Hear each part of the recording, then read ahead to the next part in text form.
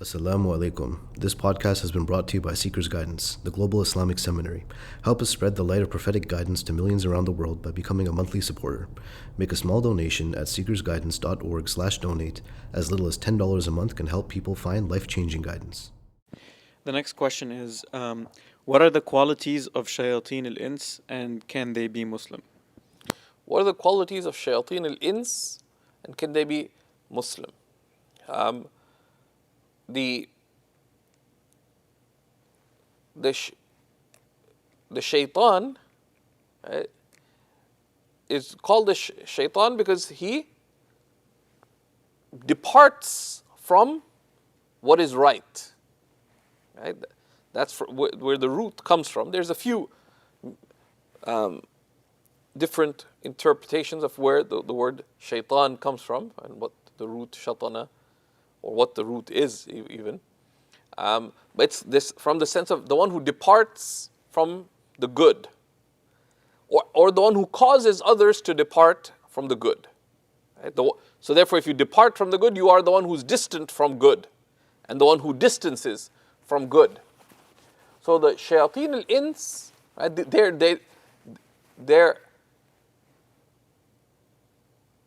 this does not refer, so the devils amongst humans, they're not necessarily those who are devil worshippers, though they are those who are devil worshippers.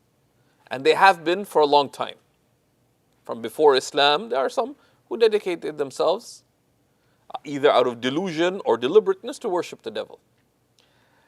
And there are still tribes, even in places like Jordan, who are called ubadu shaitan.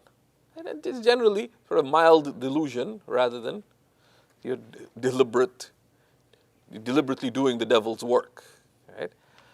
But there are also a lot of forces of the occult that are out there in the mainstream. If you read about occult symbolism in pop music, pretty much all the major artists use the symbolism of the occult and of darkness and evil and pharaonic symbols and symbols of the devil and of black magic and all kinds of things in there. Symbolism. And then let alone in what the devil incites to, they embody. Right? So the shayateen al-ins, the devils amongst humans, are those who are actively calling to and promoting those things that the shaitan calls to and promotes. Those who actively call to disbelief. Those who actively call to oppression. Those who actively call to and promote corruption, vice. I mean, we're in an age where people find it not at all problematic to have a website called vice.com. That's a place that people go to for news. It's been normalized. Okay? And as C.S. Eliot puts in the Screwtape Letters, one of the smartest tricks that the devil has ever played is to make people imagine that he no longer exists. So people who are actively promoting these states, these are devils amongst human beings. Those who call to these things or who drive people towards these things. Right? And there are some people who are dedicated to promotion of disbelief, oppression, corruption, vice, right? And then there's others who unwittingly do the devil's work, right? So they're doing something wrong, they drag someone along with them. So they're not devils in that they're not the sales team for the devil, but they end up, and that's why one should be very careful of not of not coming close to that. Right? And one needs to know that the devil is real, but we don't need to worry about who's the devil, and because he's from the unseen. The shayateen these are unseen forces, but their work has manifestations, right? And things are known by their manifestations. Right? So if a tree is healthy, it'll bear good fruit.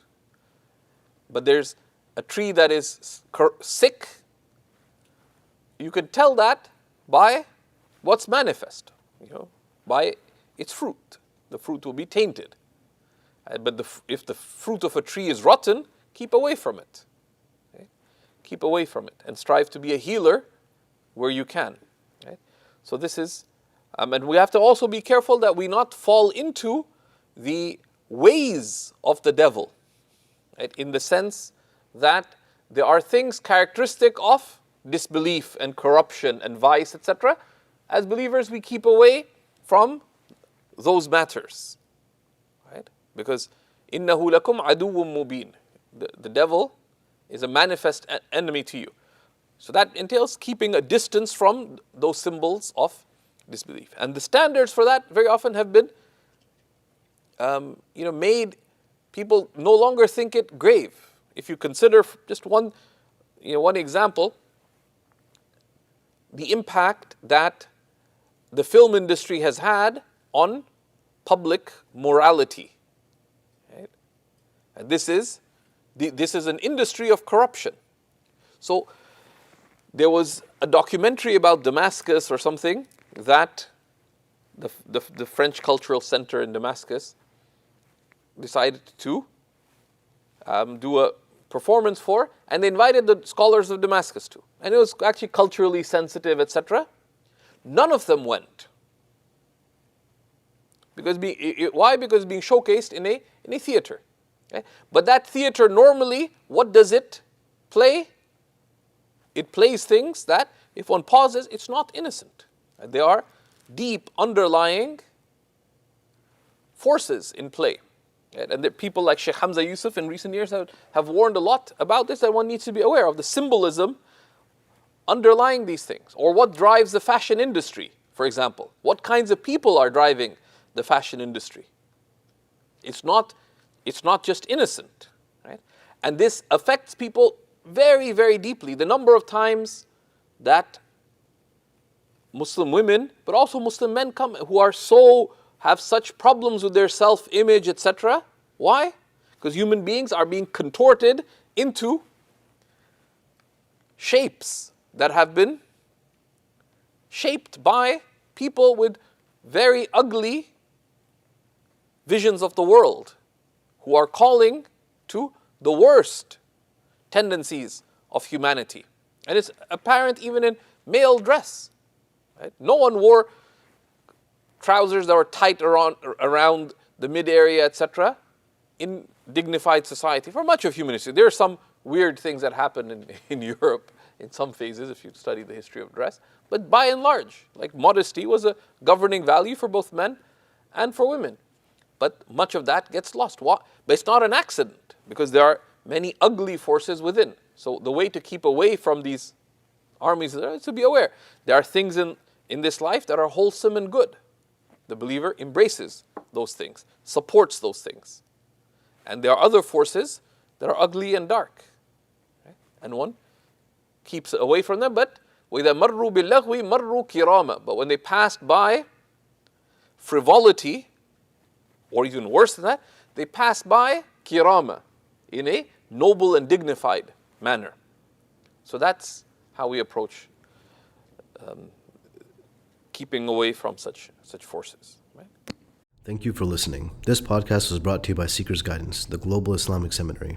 Visit SeekersGuidance.org to access reliable Islamic knowledge taught by qualified teachers. We offer a wide range of courses, podcasts, articles, and a world-class answer service. Support us in spreading free, reliable Islamic knowledge to millions around the world by becoming a monthly supporter.